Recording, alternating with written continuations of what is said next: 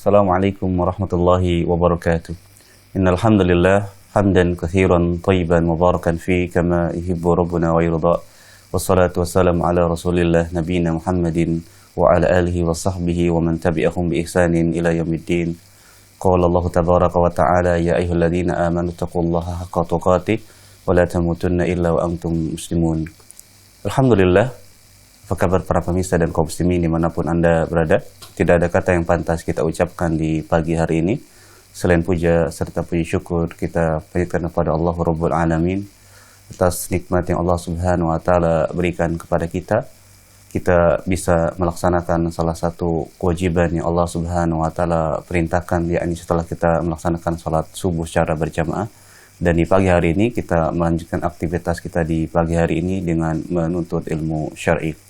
Dan tak lupa salawat serta salam kita sampaikan kepada Nabi kita yang mulia sallallahu alaihi wasallam beserta para keluarga, para sahabat serta para pengikutnya yang senantiasa istiqomah di atas sunnah Nabi yang mulia sallallahu alaihi wasallam. Para pemirsa dan kaum muslimin dimanapun Anda berada, di kesempatan pagi hari ini kita akan kembali mendengarkan dan menyimak tayangan kajian secara langsung yang disampaikan oleh guru kita Ustaz Abu Abdillah Syarul Fatwa LC hafizahullahu ta'ala, masih membahas tentang hukum-hukum seputar wanita. Dan di beberapa pekan yang lalu Ustaz telah menjelaskan terkait tentang penjelasan tentang darah haid dan telah sampai beberapa larang-larangan yang tidak boleh dilakukan oleh seorang wanita muslimah terkait dengan haid. Dan alhamdulillah insyaallah ta'ala di kesempatan pagi hari ini Ustaz akan melanjutkan sedikit pembahasan tentang larangan-larangan bagi wanita yang terkena haid, dan setelah itu akan melanjutkan pembahasan berikutnya, yakni seputar tentang istihadah. Dan seperti biasa kami mengajak Anda untuk bisa bergabung dalam segmen soal jawab. Bagi para pemirsa yang ingin bergabung dan bertanya secara langsung, kami persilakan, kami telah menyediakan dua layanan telepon. Yang pertama di nomor 021891061135. Atau Anda juga bisa menghubungi layanan telepon yang lain di nomor 0811900912. Bagi pemirsa yang ingin bertanya melalui layanan pesan singkat, baik itu WhatsApp maupun SMS, kami persilahkan juga untuk mengirimkan pertanyaan di nomor di bawah ini, di nomor 0811900913. Sekali lagi, kami harapkan kepada pemirsa dimanapun Anda berada, karena pembahasan kita terkait dengan hukum-hukum seputar wanita, yakni khususnya terkait dengan darah haid dan istihadah. Kami harapkan pertanyaan-pertanyaan yang disampaikan ke tim redaksi terkait dengan pembahasan yang nanti insyaallah ta'ala disampaikan oleh Ustaz. Baik, alhamdulillah Ustaz telah berada di studio Ahsan TV yang nanti insyaallah beberapa menit ke depan akan menemani kita semua. Kita sapa beliau terlebih dahulu. Assalamualaikum warahmatullahi wabarakatuh Ustaz. Waalaikumsalam warahmatullahi wabarakatuh. Ustaz, kabar pagi hari ini sehat insyaallah. Baik, kami persilakan kepada Ustaz untuk memulai pembahasan di pagi hari ini. Fal tafadhal masykuran. Bismillahirrahmanirrahim. Assalamualaikum warahmatullahi wabarakatuh. Innal hamdalillah nahmaduhu wa nasta'inuhu wa nastaghfiruh wa na'udzu billahi min syururi anfusina wa min sayyiati a'malina. May yahdihillahu fala mudhillalah wa may yudlil fala hadiyalah. Asyhadu an la ilaha illallah wahdahu la syarikalah wa asyhadu anna Muhammadan abduhu wa rasuluhu la nabiyya ba'dah. Qala Allah tabaraka wa ta'ala ya ayyuhalladzina amanu taqullaha haqqa tuqatih wa la tamutunna illa wa antum muslimun. Wa qala aidha ya ayyuhan nasu taqu rabbakumul ladzi khalaqakum min nafsin wahidah wa khalaqa minha zawjaha wa batha minhuma rijalan katsiran wa nisaa wattaqullaha alladzi tasaaluna bihi wal arham innallaha kana 'alaikum raqiba. Fa inna asdaqal hadis kitabullah wa khairal hadi Muhammadin sallallahu alaihi wasallam wa syarrul umuri muhdatsatuha fa inna kulla muhdatsatin bid'ah wa kulla bid'atin dhalalah wa kulla dhalalatin finnar.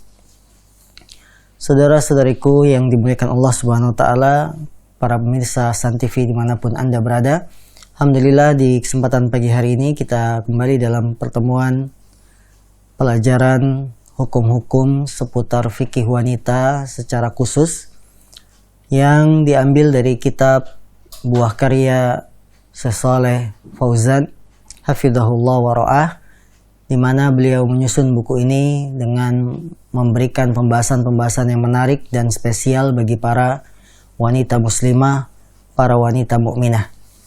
Dan sudah kami sebutkan di pertemuan sebelumnya hukum seputar haid, juga perkara-perkara apa saja yang wajib dijauhi oleh seorang yang sedang mengalami haid. Berikutnya, penulis rahimahullah Syekh Shalih Fauzan memberikan sedikit tambahan seputar haid, tanbihun muhimmun, peringatan yang sangat penting. Beliau memberikan tanbih, ya, peringatan yang penting. Beliau mengatakan, penulis rahimahullah, beliau berkata, idza taharatil haidu awin nufasa'u qabla ghurubi syamsi lazimaha an tusalli adh-dhuhra wal asra min hadzal yaum. Beliau memberikan catatan tambahan yang penting diketahui bagi seluruh wanita muslimah. Apabila wanita haid dan nifas suci sebelum matahari tenggelam, maka wajib baginya untuk sholat zuhur dan asar pada hari ini. Pendapat beliau rahimahullah, hafizahullah, bahwa wanita haid dan nifas kalau sucinya sebelum matahari tenggelam, maka wajib untuk sholat zuhur dan asar. Karena sholat zuhur dan asar dihitung satu waktu. Sehingga apabila kita suci jam 5 sore misalkan, kita ketika suci tidak hanya sholat asar saja, tapi juga dengan sholat zuhur. Dan wallahu alam, ini pendapat yang menurut kami juga tidak sepakat, karena memang masalah ini masalah yang diperselisihkan oleh para ulama. Kemudian beliau mengatakan, wa man tahurat minhuma qabla tulu'in fajri lazimaha an tusalli al-maghriba wal isya'a man hadhihi al-lailah li'anna waqta as-salati ats-tsaniyah waqtun lis-salatil ula fi halil udhr. Dan barang siapa yang suci dari haid dan nifas sebelum fajar terbit, maka dia wajib untuk sholat maghrib dan isya pada malam ini, karena waktu sholat yang kedua adalah waktu bagi sholat yang pertama ketika keadaannya uzur. Allahu alam, beliau mengatakan kalau wanita itu berikutnya adalah sucinya sebelum fajar menyingsing subuh, maka yang wajib dilakukan wanita haid dan nifas tersebut adalah mengqadha sholat maghrib dan isya, karena masih dalam waktu pelaksanaan sholat isya ketika saat uzur. Kalau pendapat kami pribadi, wallahu alam, ya, ilmu kebenarannya di sisi Allah, ketika wanita haid nifas itu suci sebelum matahari tenggelam alias sebelum maghrib, maka tidak ada kewajiban baginya kecuali hanya sholat asar saja. Adapun sholat zuhur ya tidak wajib dilaksanakan. Kenapa? Karena saat sholat zuhur sampai waktunya habis, sholat zuhur itu waktunya habis kapan? Ketika masuk asar. Ketika si wanita saat waktu zuhur sampai waktunya habis yaitu asar, dia masih haid, dia masih nifas. Sehingga ketika dia nggak sholat, dia diberikan uzur, memang sedang haid, sedang nifas. Karena zuhur itu berakhir dengan masuknya waktu asar. Kalau dia meninggalkan zuhurnya karena uzur, lantas kenapa kita wajibkan untuk diganti sholat zuhurnya, padahal dia meninggalkannya karena uzur? Adapun sholat asarnya barulah dia laksanakan, karena sucinya misalkan jam 5 sore. Jam 5 sore itu masih waktu asar. Dan dia belum matahari tenggelam, maka dia laksanakan sholat asar.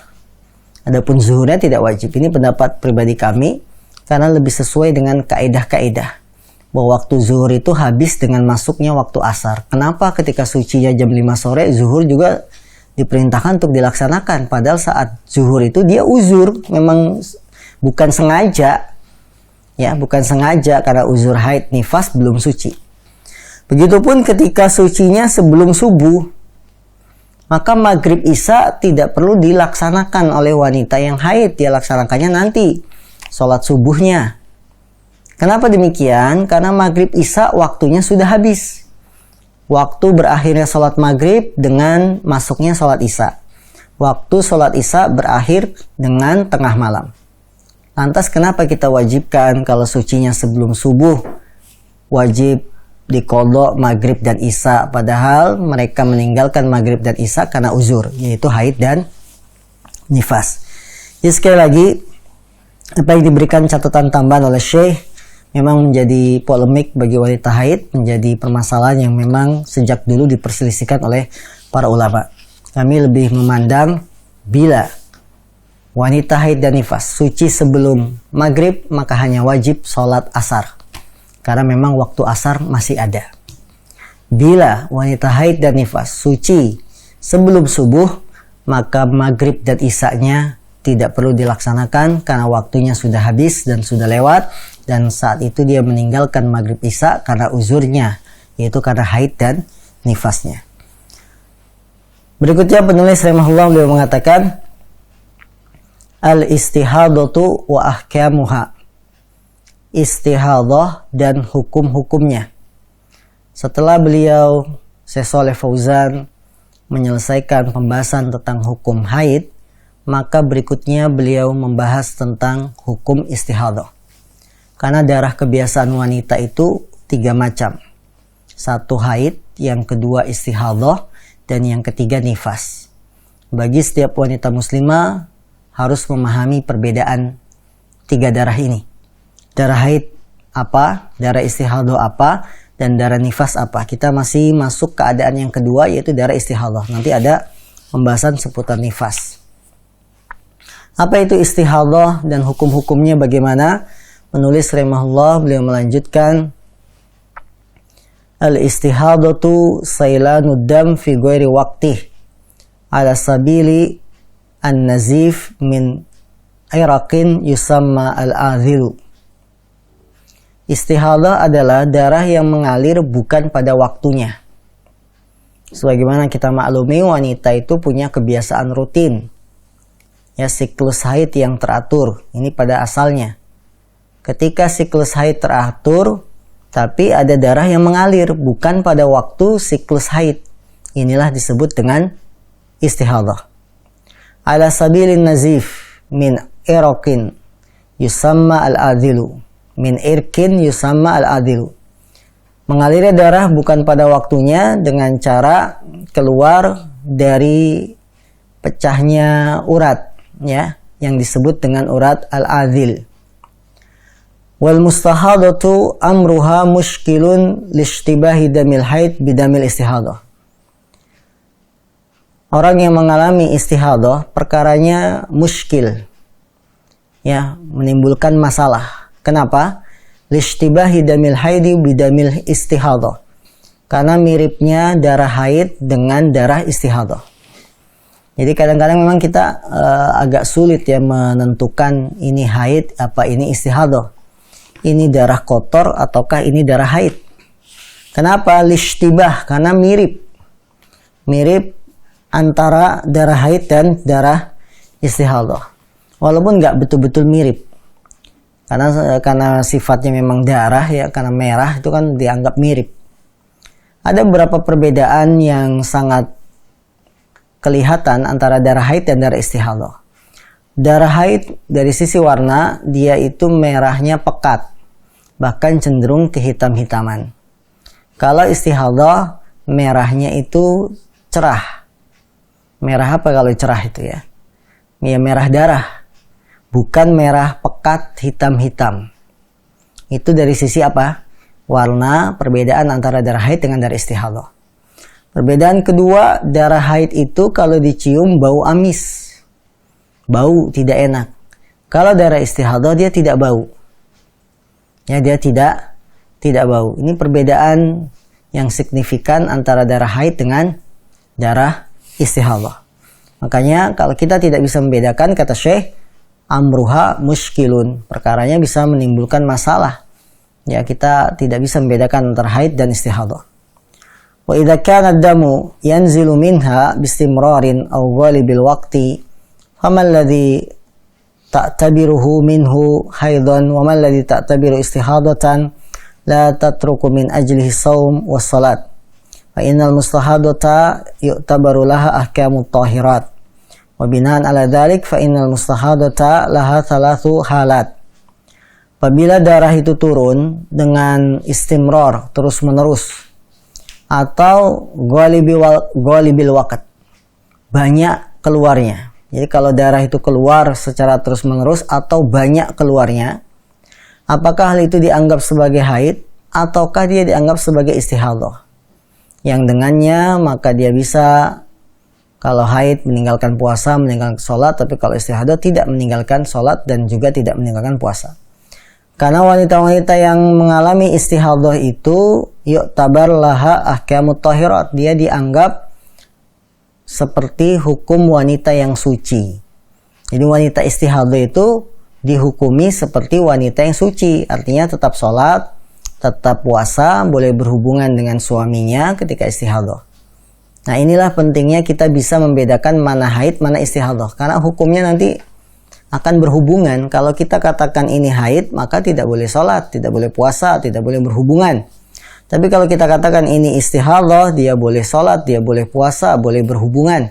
Karena wanita istihadah itu seperti wanita suci. Dengan demikian, kata Syekh, orang yang mengalami istihadah itu ada 3 keadaan. Al-halatul ula, keadaan yang pertama, antakuna laha adatun ma'rufatun ladaiha qabla isabatiha bil istihadati bi an kanat qabla al istihadati tahidu 5 ayamin aw 8 ayamin mathalan fi awal syahri aw wastihi fata'rifu adadaha wa waqtaha. Keadaan yang pertama, wanita yang mengalami istihadah, keadaan yang pertama, dia memiliki kebiasaan yang sudah diketahui, kebiasaan rutin sebelum mendapatkan istihadah. Ya, sebelum dia mendapatkan istihadah, misalkan kata Syekh, dia mengalami haid 5 hari, 8 hari contohnya di awal bulan atau di tengahnya, sehingga wanita tersebut bisa menghitung jumlah hari dan waktunya. Ini keadaan pertama bagi wanita yang mengalami istihadah, dia punya siklus kebiasaan rutin. Ya, kemudian setelah itu baru datang istihadah. Ya. Fahadhihi tajlisu qadra adatiha wa tada'us salata wasyam. Maka kalau wanita itu punya siklus rutin, punya kebiasaan haid yang rutin, hendaklah dia duduk, artinya tidak mengerjakan sholat dan tidak puasa selama masa haidnya. Ya, jadi keadaan pertama apa? Wanita yang mengalami istihadah punya kebiasaan haid yang rutin, punya siklus haid yang rutin. Dalam keadaan seperti ini, jika siklus haidnya rutin, ya, maka dia meninggalkan sholat dan puasa selama hari-hari masih haid. Selama masih hari-hari masih haid. Wa tu'tabaru laha ahkamul haid, maka dia dianggap menjalani hukum-hukum seperti wanita haid. Karena memang dia punya kebiasaan rutin. Jadi ketika rutin haidnya datang, jangan sholat, jangan puasa. Fa'idan tahat adatuha iktasalat wa salat wa tabarati damma al-baqi damma istihadatin. Apabila dia telah suci, selesai dari kebiasaannya, maka hendaklah dia mandi. Sekarang udah selesai. Siklus rutinnya 5 hari, dia sudah selesai. Maka hendaklah dia mandi, dia sholat, dan dia anggap darah yang keluar yang masih ada itu sebagai istihadah. Nah, ini wanita muslimah perlu paham. Bila kita punya siklus haid yang rutin, maka peganglah siklus haid itu. 5 hari udah, jangan sholat, jangan puasa. Begitu selesai 5 hari, maka mandi, sholat. Tapi masih melihat darah, jangan dianggap sebagai haid, tapi anggaplah sebagai istihadah atau darah penyakit. Kalau haid, dia darah sehat. Liqaulihi sallallahu alaihi wasallam li ummi Habibata. Berdasarkan sabda Nabi sallallahu alaihi wasallam kepada Ummi Habibah, ya, seorang sahabiah. Umkuthi qadra ma kanat tahbisuki haidatuki summa tasili wa salli, rawahu Muslim. Berdasarkan sabda Nabi SAW kepada Ummu Habibah, tinggallah engkau seukuran waktu datangnya haidmu, kemudian mandilah dan sholatlah. Nabi memerintahkan kepada Ummu Habibah, karena dia punya siklus rutin, siklus haidnya rutin, umkuthi, diam, jangan sholat, jangan puasa, seukuran waktu haid yang biasa datang padamu, ya. Qadra ma kanat tahbisuki haidatuki, sesuai jumlah hari yang biasanya kamu mengalami haid. Udah, nggak usah sholat, nggak usah puasa. Kalau sudah suci, tsummaktasili, jika sudah bersih maka mandi. Wasolli, barulah sholat. Ini menunjukkan bahwa wanita kalau punya siklus haid yang rutin, peganglah siklus haid yang rutin itu. Yang keluar dari setelahnya, jadi setelah siklus yang rutin, maka dianggap sebagai darah kotor atau darah istihadah. Ya. Akan tetapi keadaan pertama ini tidak semudah yang kita bayangkan. Kalau kita punya haid 5 hari, berarti hari ke-6 masih keluar darah, itu dianggap istihadah. Tidak mudah seperti itu kasusnya. Kenyataannya, kadang siklus haid yang sudah rutin ini bisa menjadi rusak gara-gara konsumsi obat. Nah, konsumsi obat pencegah hamil, konsumsi obat pencegah haid. Ini siklus rutinnya jadi berantakan. Yang kadang-kadang karena pengaruh obat, hormon pun rusak, siklus haid tidak teratur, sehingga wanita tambah pusing lagi. Ini saya haid apa istihadah? Karena sudah tidak teratur. Ya. Jadi memang keadaan pertama ini tidak semudah yang kita bayangkan. Kalau kasus-kasus yang sering masuk kepada kami yang ditanyakan memang agak rumit-rumit. Karena pengaruh-pengaruh obat, makanan bisa mempengaruhi siklus haid. Waliqaulihi sallallahu li Fatimata binti Abi Jahsin, innama dzalika irqun wa laysa bihaidin, fa idza aqbalat haidatuki fada'is shalah, muttafaqun alaih. Juga berdasarkan sabda Nabi SAW kepada Fatimah bin Abi Jahas, ketika Rasul bersabda, itu bukan haid, innama dzalika irqun, itu hanyalah darah kotor, bukan haid. Apabila haidmu datang, maka tinggalkanlah sholat. Kesimpulannya, para pemirsa yang dimuliakan Allah SWT, bila kita punya kebiasaan haid yang rutin, ya, maka peganglah kebiasaan haid yang rutin itu. Yang keluar darah berikutnya, di siklus di hari berikutnya yang bukan waktu haid kita, anggaplah itu sebagai istihadah. Maka Anda wajib sholat, wajib puasa, ya. Dan Nabi bilang, diamlah, jangan sholat, jangan puasa seukuran hari haid-haidmu. Jadi seukuran kadar haid kita, 5 hari ya udah 5 hari. Hari ke-5 sudah suci, bersih, mandi, ya. Hari ke-6 kok ada darah lagi, anggaplah itu sebagai istihadah, darah kotor. Keadaan kedua, al-halatus tsaniyah, keadaan yang kedua. Idza lam yakun laha adatun ma'rufatun lakin damuha mutamayyizun ba'duhu yuhmalu sifatul haid bi an yakuna aswada aw sakhinan aw lahu ra'iha wa baqiyatuhu la tahmilu sifatal haid bi an yakuna ahmar laysa lahu ra'iha wala sakhinan. Apabila wanita, keadaan kedua, keadaan wanita yang mengalami istihadah, apabila wanita tersebut tidak punya kebiasaan yang diketahui, tidak punya siklus haid yang rutin, akan tetapi darahnya itu beda dengan sifat-sifat darah haid. Misalnya darahnya hitam, atau bau, atau kental, sakhin, ya. Dan selebihnya tidak mencocoki darah haid. Ya, misalkan merahnya merah segar, tidak bau. Jadi kalau wanita itu tidak punya kebiasaan rutin, yang jadi patokan adalah sifat darah. Bila sifat darahnya mencocoki darah haid, dihukumi haid. Bila sifat darahnya tidak sesuai dengan sifat darah haid, maka hukumnya istihadah. Fa fi hadhil halati ta'tabiru dama alladhi yuhmal sifatul haid haidan fatajlisuhu wa tada'us salata wasiyam. Ata'tabiru ma'adahu istihadatan taktasilu inda nihayatil ladhi yahbilu sifatul haid wa tusalli wa tasumu wa tu'tabaru tahira. Dalam keadaan kedua ini, maka hendaklah seorang wanita menjadikan darah yang sifatnya hitam, pekat, bau sebagai darah haid. Maka hendaklah dia meninggalkan sholat dan puasa.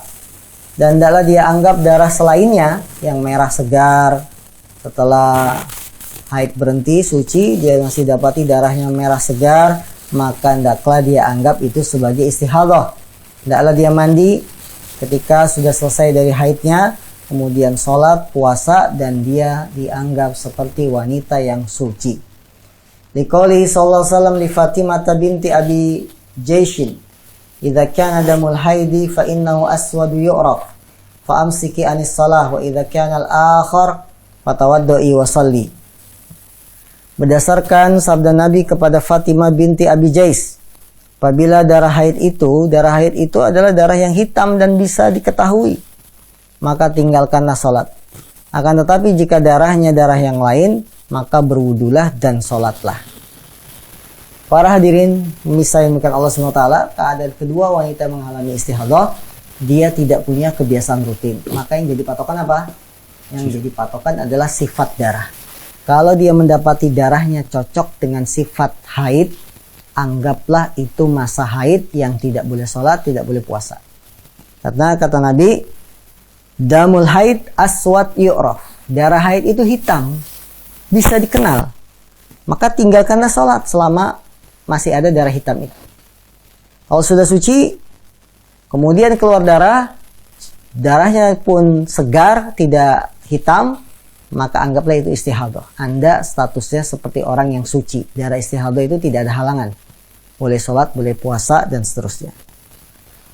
Fafihi annal mustahadata ta'tabiru sifat ad-dam fatumayyizu biha bainal haid wa ghairi. Maka wanita yang mengalami istihadah dia harus bisa mengenali sifat darah, membedakan antara haid dan selainnya. Al-halatu salisah, keadaan yang ketiga. Idza lam yakun laha adatun ta'rifuha wala sifatun tumayyizu bihal haid min ghairihi fa innaha tajlis ghalibal haid sittata ayamin aw sab'ata ayamin min kulli syahr li'anna hadhihi adatu ghalibin nisa. Li'anna hadhihi adatu ghalibin nisa. Apabila wanita tidak punya siklus haid yang rutin, juga tidak bisa membedakan darah haid. Ini sudah sering saya sampaikan. Keadaan ketiga ini bangetnya maksudnya apa? Tidak punya siklus haid yang rutin, bedain darah juga nggak bisa. Maka hendaklah dia menahan dari sholat dan puasa selama 6 atau 7 hari. Karena itulah umumnya kebiasaan wanita haid. Jadi kalau nggak bisa bedain darah mana haid, mana istihadah, tidak punya juga siklus haid yang rutin, yang harus dia lakukan adalah tidak sholat, tidak puasa sebanyak 6 atau 7 hari. Karena 6-7 hari adalah patokan kebiasaan wanita mendapatkan haid. Nah ini kata Syekh. Liqauli SAW li Hamnata binti Jahash. Berdasarkan sabda Nabi SAW kepada Hamnah binti Jahash. Innama hiya raqdatun minasyaitan. Fatahayyadi sittata ayamin aw sab'ata ayamin thumma iktasili. Fa idza stanfa'ti fasalli arba'atan wa ishrina aw salasatan wa ishrina wa sumi wa salli fa inna dhalika yujzi'uki wa kadzalika faf'ali kama tahidun nisa rawal khamsah. Berdasarkan sabda Nabi SAW kepada Hamnah binti Jas, darah yang keluar segar itu hanyalah raqdatun minasyaitan, ya adalah darah kotor dari setan. Fatahayya di sittata ayyam aw sab'ata ayyam, maka anggaplah haidmu itu 6 hari atau 7 hari saja. Tsummaktasili, kemudian baru mandi, salat dan seterusnya. Ya. Maka kaum muslimin yang dimuliakan Allah SWT, kalau kita tidak bisa membedakan darah dan kita juga tidak bisa atau tidak punya siklus haid yang rutin, patokannya adalah yang ketiga, dengan mengikuti kebiasaan wanita pada umumnya. Biasa wanita pada umumnya haid itu 6-7 hari. Itu yang kita pegang.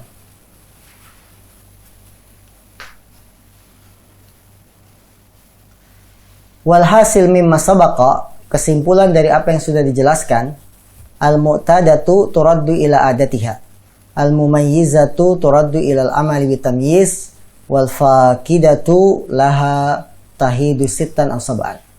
Kesimpulan dari penjelasan yang sudah disampaikan sebelumnya, wanita jika punya kebiasaan rutin, maka dikembalikan pada kebiasaan rutinnya. Kesimpulan kedua, jika wanita itu mampu membedakan darah, maka dikembalikan patokan haidnya dengan melihat sifat darah. Keadaan ketiga, wanita yang tidak punya kebiasaan rutin, tidak juga bisa membedakan darah, maka hendaklah dia menghitung masa haid 6 atau 7 hari, karena itulah kebiasaan umumnya wanita mendapatkan haid. Wa fi hadza jam'un baina sunanis salasa al-waridah anin Nabi SAW fil mustahadah. Dengan ini maka kita sudah mengumpulkan, mengkompromikan antara tiga dalil yang datang dari Nabi SAW tentang masalah wanita istihadah. Baik, ma yalzamul mustahadatu fi halil hukmi bi taharatiha. Apa yang harus dilakukan oleh mustahadah, wanita yang mengalami istihadah ketika dia suci? Ya, ketika dia suci dari haid. Yang pertama, yajibu 'alaiha an taktasila inda nihayati haidatiha al-mu'tabarah. Wanita itu kalau mengalami istihadah yang sebelumnya didahului haid, maka ketika suci dari haid dia wajib mandi ketika telah selesai dari haidnya. Ya. Kemudian yang kedua, kalau dia mandi taksilu farjaha, dicuci kemaluannya. Liizalati ma'ali minal khariji inda kulli salat, untuk menghilangkan suatu yang keluar di setiap salat. Jadi kalau sudah mandi, kita haid nih, wanita haid. Kemudian selesai, ya, masa haidnya selesai, maka mandi. Kemudian karena setelah selesai haid ini masih keluar darah, jangan lupa setiap akan sholat itu kita bersihkan kemaluan kita, supaya tidak bau, supaya tidak berceceran darah ketika kita akan sholat. Liqauli sallallahu fil mustahadah tada'us sholata ayyama aqra'iha thumma taktasil wa tatawadda inda kulli shalah. Berdasarkan sabda Nabi kepada wanita yang mengalami istihadah, hendaklah dia meninggalkan salat pada hari haidnya, kemudian hendaklah mandi dan berwudu di setiap salat. Maksud berwudu di setiap salat itu membersihkan kemaluan. Kemudian wal kursuf al qatan. Ya. Wa qala sallallahu anak tulakal kursufa tahshina bihal makan. Kuberikan kamu sebuah kain yang dapat membersihkan tempat makan yang bau, tempat yang bau tersebut. Ya, ini. Jadi ada dua perkara ketika wanita selesai dari haid. Satu, mandi. Yang kedua, jangan lupa karena dia setelah haid keluar darah lagi, yaitu darah kotor, selalu dibersihkan kemaluannya di setiap sholat. Karena wanita istihadah hukumnya seperti wanita yang suci, wajib sholat dan lain-lain, tapi dia harus perhatikan darah istihadahnya. Bahkan di zaman Nabi itu ada wanita mengalami istihadah lama, 7 tahun. Setiap dia sholat, ember itu selalu di bawah di antara dua kakinya.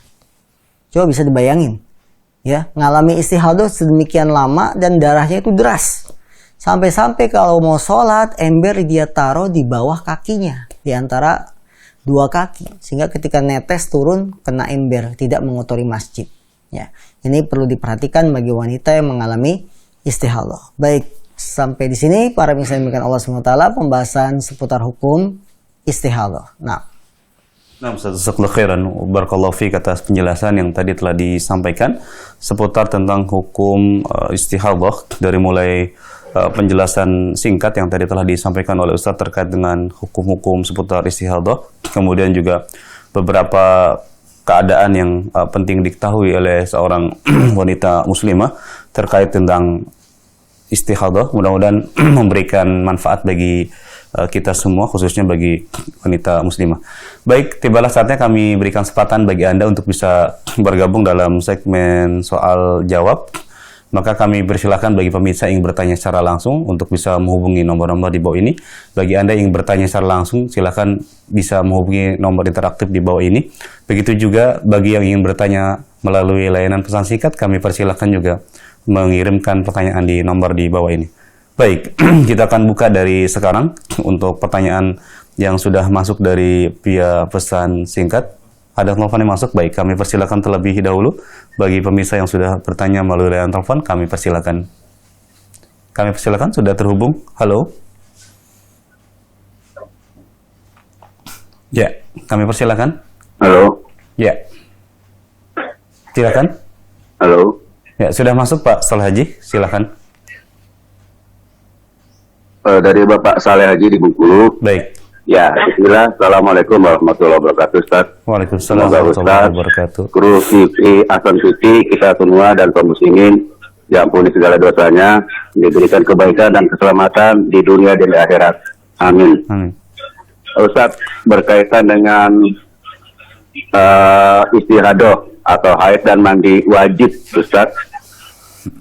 Di dalam mandi wajib itu kan posisinya di kamar mandi, Ustaz. Nah, apakah zikir sebelum berwudu dan zikir setelah berwudu itu tetap dilakukan di dalam kamar mandi? Nah, kemudian bagi wanita yang mandi wajib di hari Jumat, Ustaz, apakah itu hukumnya wajib karena hari Jumat? Nah, kemudian bagaimana dengan laki-laki? Apakah hukumnya sama di hari Jumat, wajib mandi wajib gitu? Syukran Ustaz. Jazakumullah khairan. Barakallahu fikum. Wassalamualaikum warahmatullahi wabarakatuh. Waalaikumsalam warahmatullahi wabarakatuh. Jazakallahu khairan Pak Soleh Haji. Ada 2 pertanyaan yang disampaikan, kami persilakan Ustaz. Baik, saudaraku yang dimuliakan Allah SWT, yang pertama adalah ketika wanita mengalami istihadah. Kemudian apa tadi pertanyaannya? Apakah wajib untuk berzikir ketika mandinya? Nah, wanita itu bila dia wajib mandi junub, kemudian di dalam proses mandi junub itu ada wudu. Apakah kita baca doa wudu sebelumnya dengan bismillah, juga doa wudu setelah wudu dengan doa penutup wudu? Jawabannya, karena ini adalah kamar mandi, maka kita awali dengan bismillah saja, tidak dengan doa setelah wudu. Karena bismillah sebelum wudu ini sebagian ulama mengatakan bagian dari yang penting dari wudu, tidak boleh ditinggalkan, ya. Dalam hadis yang sahih disebutkan la wudu'a liman lam yadhkur ismallah. Tidak ada wudu bagi orang yang tidak baca bismillah. Nah, dalam kondisi di kamar mandi ini hajat, ini kebutuhan, maka bacalah bismillah. Adapun doa wudu, selesai wudu, doa selesai wudu itu kan sifatnya hanya hanjuran saja. Hanya hanjuran, sehingga tidak dibaca pun tidak ada masalah karena posisi kita dalam kamar mandi. Ya, jadi harap dibedakan antara doa awal wudu yaitu bismillah yang memang ditekankan untuk dibaca karena ada hadis walaupun doif, lemah, la wudu'a liman lam yadhkur ismallah. Tidak ada wudu bagi orang yang tidak baca bismillah. Ya, sehingga bismillah ini termasuk dispensasi kita baca ketika akan mandi junub, ya, dan posisi kita masih dalam kamar mandi. Kemudian yang kedua pertanyaannya adalah mandi wajib di hari Jumat. Mandi pada hari Jumat itu bagi golongan yang memang wajib hadir sholat Jumat. Golongan yang wajib hadir untuk sholat Jumat, satu, kaum laki-laki. Yang kedua, laki-laki yang sehat. Ketiga, laki-laki yang tidak safar. Maka inilah golongan yang wajib hadir sholat Jumat. Yang sehat, laki-laki, tidak dalam kondisi safar. Ketika kita termasuk golongan ini, kita laki-laki, kita sehat, tidak safar, maka Anda ditekankan untuk mandi di hari Jumat. Kenapa kami katakan ditekankan? Karena para ulama berselisih tajam tentang hukum mandi untuk sholat Jumat. Sebagian ada yang mengatakan wajib, sebagian ada yang mengatakan sunnah. Ya. Terlepas dari perselisihan ulama apakah mandi Jumat itu wajib atau sunnah, maka tidak pantas bagi kita laki-laki yang terkena kewajiban untuk sholat Jumat meninggalkan mandi. Tidak pantas kita tidak mandi. Tidak pantas kita meninggalkan mandi kemudian berangkat Jumatan. Ya, sekali lagi perlu dipahami, mandi di hari Jumat itu bagi golongan yang wajib datang ke sholat Jumat. Maka dia dianjurkan mandi. Adapun golongan yang tidak wajib datang ke sholat Jumat seperti wanita. Wanita ini kan nggak wajib Jumatan. Boleh kalau dia mau Jumatan boleh, tapi kalau tidak ya tidak wajib. Ya, seperti jamaah umroh ketika di Madinah atau Mekah kalau Jumat berangkat tuh ibu-ibu. Pengalaman seumur hidup kalau Jumat sholat Jumat. Hanya di Saudi. Kalau di Indonesia ibu-ibu nggak pernah sholat Jumat. Kenapa? Karena mereka ingin mendapatkan keutamaannya, pahala sholat di Masjidil Haram, Masjid Nabawi. Ya. Boleh, tapi karena termasuk golongan yang boleh saja, tidak sampai derajat wajib untuk Jumatan, maka ibu-ibu tidak harus mandi. Ya, karena dia bukan termasuk golongan yang wajib untuk sholat Jumat. Golongan kedua yang tidak wajib sholat Jumat, yang sakit. Kita sakit, ya demam. Ya, sekarang kita lagi diuji musim sakit ini karena cuaca kurang baik. Ada yang sakit, maka tidak wajib sholat Jumat. Kalau dia sakit tidak wajib sholat Jumat, bagaimana mungkin kita suruh mandi? Enggak. Karena dia termasuk golongan yang tidak wajib sholat Jumat. Maka tidak mandi juga karena bukan termasuk golongan yang wajib Jumatan. Yang ketiga, golongan yang tidak wajib hadir sholat Jumat adalah musafir yang pergi jauh. Ketika musafir itu tidak termasuk golongan yang wajib Jumatan, maka otomatis dia pun tidak mandi Jumat. Bagaimana mungkin hadir ke Jumatan saja dia nggak wajib, kemudian kita wajibkan untuk mandi? Tidak.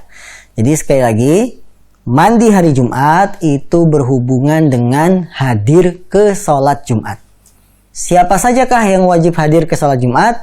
Laki-laki yang sehat, yang tidak sakit, kemudian dia bukan musafir. Ini yang wajib Jumatan. Adapun wanita atau anak-anak atau yang sakit, dewasa, laki-laki dewasa sakit, laki-laki dewasa musafir, maka mereka tidak wajib sholat Jumat sehingga tidak perlu untuk mandi Jumat. Nah, Ustaz, jazakallahu khairan atas jawaban dari pertanyaan Pak Soleh Haji. Mudah-mudahan bisa dipahami dari jawaban tersebut. Baik, kita akan berikan kesempatan bagi pemirsa yang bertanya melalui layanan pesan singkat. Yang pertama dari seorang wanita muslimah, seorang putri muslimah. Beliau bertanya, Assalamualaikum warahmatullahi wabarakatuh. Ustaz, dahulu waktu masih berusia 15 tahun, saya mengalami haid selama 20 hari. Karena waktu itu belum memahami tentang istikhadah, selama 20 hari pula saya tidak melakukan sholat. Bagaimana membayar hutang sholat untuk sisa haid yang 5 hari? Apakah saya wajib mengqadha'nya, Ustaz? Mohon nasihat dari Ustaz, jazakumullahu khairan. Baik, dahulu saya karena belum tahu ilmu, haidnya 5 hari. Ternyata setelah 5 hari masih ada darah sampai hari ke-20. Dan kita anggap sampai hari ke-20 itu semuanya haid, sehingga tidak sholat dan lain-lain. Itu dahulu, dan kita sudah sadar sekarang itu kesalahan. Bagaimana cara membayar hutang sholatnya? Jawabannya tidak ada qadha, tidak ada bayar hutang sholat. Ya, tidak ada bayar hutang sholat, walaupun itu kesalahan kita. Kenapa? Karena waktunya sudah lama. Cukuplah kita taubat kepada Allah SWT dan memperbanyak amal-amal soleh. Karena qadha sholat itu jika sudah lama waktunya tidak dilaksanakan sekarang. Apalagi ceritanya itu 15 tahun yang lalu. Saat usia 15 tahun ya. Sekarang kalau usianya 30, berarti sudah 15 tahun yang lalu. Ya, ini tidak ada qadha sholat ya, apabila waktunya sudah lama, sudah lewat sangat lama. Cukup taubat pada Allah SWT dan banyak amal soleh. Nah, jazakallahu khairan atas jawabannya, mudah-mudahan bisa dipahami. Kita baca pertanyaan berikutnya. Assalamualaikum warahmatullahi wabarakatuh. Ustaz, izin bertanya, sejak saya menggunakan suntik KB 3 bulan sekali, haid saya sangat tidak teratur, Ustaz. Dalam satu kali periode suntik, saya hanya terjadi satu kali haid, misalkan tanggal 5 Desember, dan jadwal suntik berikutnya adalah tanggal 27 Februari. Nah, di tanggal 27 Januari tersebut, saya baru mendapatkan haid, dan itu darahnya keluar terus-menerus dan tidak berhenti. Dan saya merasa bingung dalam masalah-masalah ibadah saya. Mohon nasihat dari Ustaz tentang hal ini. Jazakumullah khairan. baik, ukhti muslimah yang dimuliakan Allah SWT, memang ini salah satu dampak negatif kalau kita ikut program KB, baik itu pil atau suntik atau spiral dan lain-lain. Ya, karena memang alat-alat kontrasepsi ini ya sedikitnya akan ada pengaruh terhadap siklus haid yang kita sudah punya. Maka ketika kita sudah memilih salah satu jenis KB, baik pil atau suntik atau yang lain, kemudian berpengaruh terhadap siklus haid kita, Anda harus berpatokan dengan darah. Sifat darahnya. Jika sifat darahnya mencocoki haid, saat itulah haid. Jangan sholat, jangan puasa. Jika sifat darahnya itu berbeda dengan darah haid, karena pengaruh hormonnya yang pecah dan lain-lain sehingga keluar darah terus, maka anggaplah itu sebagai istihadah. Ya, karena memang pengalaman yang KB itu pasti merusak siklus haid. Nah, kalau siklus haid sudah rusak, maka kita berpegang pada sifat darah. Jika sifat darahnya mencocoki haid, itulah haid kita. Ketika sifat darahnya tidak mencocoki haid, maka itu bukan waktu haid kita, sehingga kita tetap sholat, tetap puasa, dan seterusnya. Dan nasihat kami, bagi para wanita yang tidak ada kebutuhan untuk KB, tidak perlu KB. Ya, jadi pada asalnya, hukum asalnya, KB untuk membatasi keturunan, kalau tidak ada hajat, maka tidak boleh. Hajat itu bagaimana? Hajat itu misalkan, wanita sudah melahirkan 3 kali, 2 kali sesar. Harus diberi jarak cukup jauh. Sehingga harus memilih KB. Nah, ini hajat. Karena kalau dipaksakan hamil lagi, perutnya bisa meledak gitu misalkan. Bahaya bagi ibunya. Ya, maka hajat untuk memakai KB. Jadi kalau tidak ada kebutuhan untuk memakai KB, tidak usah KB. Biarkanlah. Biarkan kita hamil dan lain-lain, karena produksi anak itu akan berhenti dengan sendirinya. Ya, ketika usia sudah 40 itu kan sudah berhenti dengan sendirinya. Ya, berhenti dengan sendirinya. Jatah anak dari Allah SWT itu akan berhenti dengan sendirinya. Sehingga kalau kita tidak ada hajat kebutuhan untuk KB, tidak usah KB. Karena bagaimanapun juga KB itu akan merusak siklus haid kita, dan ini berhubungan dengan ibadah kita jadi kacau. Ya, gimana ini, saya sholat atau enggak? Karena keluar darah, bedain darah itu kan setiap wanita tidak bisa membedakan darah. Kadang ada wanita kalau ngelihat darah pingsan, apalagi suruh meriksa darah. Ngelihat saja sudah pingsan, suruh meneliti lebih pingsan lagi. Ya, jadi KB kalau Anda tidak ada kebutuhannya, maka tidak perlu untuk KB. Nah, khairan atas jawabannya, mudah-mudahan bisa dipahami umumnya bagi wanita muslimah. Baik, kita berikan kesempatan penanya terakhir Ustaz dari seorang ibu yang bertanya.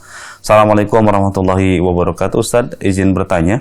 Anda sebelum melahirkan haid biasa 1 bulan sekali Ustaz. Tetapi setelah melahirkan anak ketiga dengan cara induksi, Anda setiap bulannya datang haid sebulan 2 kali Ustaz. Apakah hal tersebut termasuk darah haid atau bukan Ustaz? Mohon nasihat dari Ustaz. Syukran wa jazakumullah khairan. baik, wanita yang melahirkan kemudian dia langsung menyusui, memang ada beberapa faktor yang bisa membuat siklus haidnya jadi tidak teratur. Kalau sebelum melahirkan dapat haid sebulan sekali, sekarang setelah melahirkan dapat haidnya 2 kali. Ya, ada beberapa faktornya, bisa jadi pengaruh karena menyusui. Ya, ada ibu-ibu menyusui, busui ini tidak dapat haid misalkan 3 bulan karena terhalang menyusui ini. Sebagaimana kita telah jelaskan, haid itu bisa menjadi saripati makanan bagi janin dan juga bagi bayi yang sudah lahir. Sehingga kadang-kadang ibu yang menyusui tidak haid. Ada juga ibu yang menyusui ketika habis melahirkan, dia siklus haidnya tambah. Sebulan jadi 2 kali. Maka selama hal itu sudah rutin sebulan 2 kali, maka anggaplah sebagai haid. Karena ini menjadi siklus haid yang baru. Siklus haid yang sebelumnya sebulan sekali, sekarang setelah melahirkan siklus haidnya 2 kali dalam sebulan. Maka anggaplah itu sebagai haid. Terlebih lagi kalau kita lihat sifat darahnya pun mencocoki darah haid, maka anggaplah sebagai haid walaupun harus datang 2 kali selama sebulan. Allah Ta'ala a'lam. Nah, baik, jazakallahu khairan. Jawaban dari pertanyaan Ibu Lupi tadi sebagai penutup kita di kesempatan pagi hari ini, kami ucapkan jazakumullah khairan kepada Ustaz yang telah menemani kita di Jumat dan Sabtu di kesempatan pagi hari ini. Dan tak lupa juga kami ucapkan jazakumullah khairan kepada seluruh pemirsa dan kaum muslimin yang telah menyimak tayangan kajian di kesempatan pagi hari ini. Mudah-mudahan apa yang disampaikan oleh Ustaz menambah khazanah ilmu kepada kita semua dan kita bisa mengamalkan khususnya bagi wanita muslimah. Baik, mungkin ini saja yang bisa kami sampaikan dan pertemuan kita di kesempatan pagi hari ini. Kami atas nama kru yang bertugas menyampaikan permohonan maaf jika ada kekurangan dalam menyajikan tayangan kajian kesempatan pagi hari ini. Kita tutup dengan doa kafaratul majlis. Subhanakallahumma wa bihamdika asyhadu an la ilaha illa anta astaghfiruka wa atubu ilaik. Assalamualaikum warahmatullahi wabarakatuh.